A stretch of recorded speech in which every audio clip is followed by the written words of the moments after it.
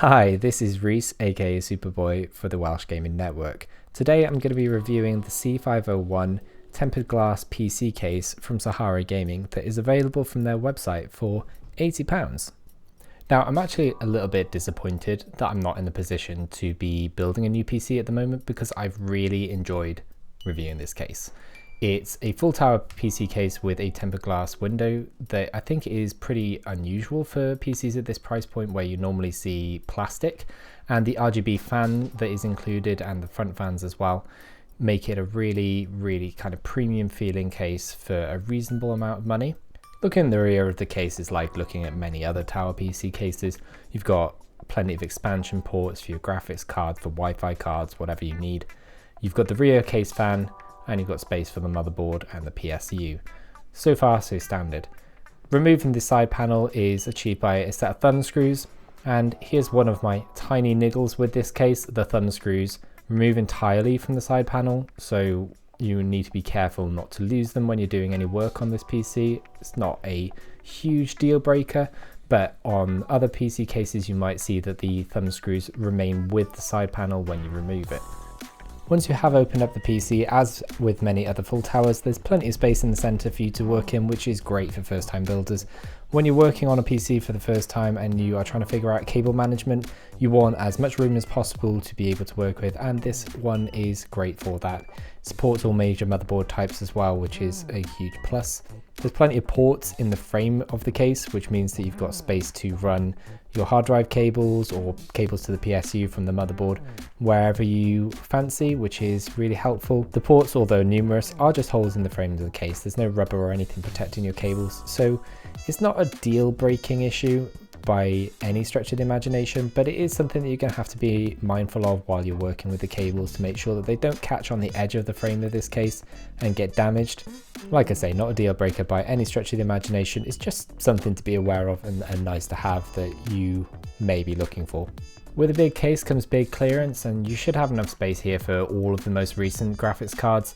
You have 360mm of maximum graphics card length, which should accommodate even the new RTX 3090, which is really good. You also have 170mm of CPU fan clearance, so that should allow you to accommodate all except for maybe the biggest passive coolers. I know the Hyper 212 by Cooler Master would fit in here quite comfortably, and that's what I'm currently using in my build. One of the nice things that I have seen with this case that I haven't seen before is a video card mounting bracket.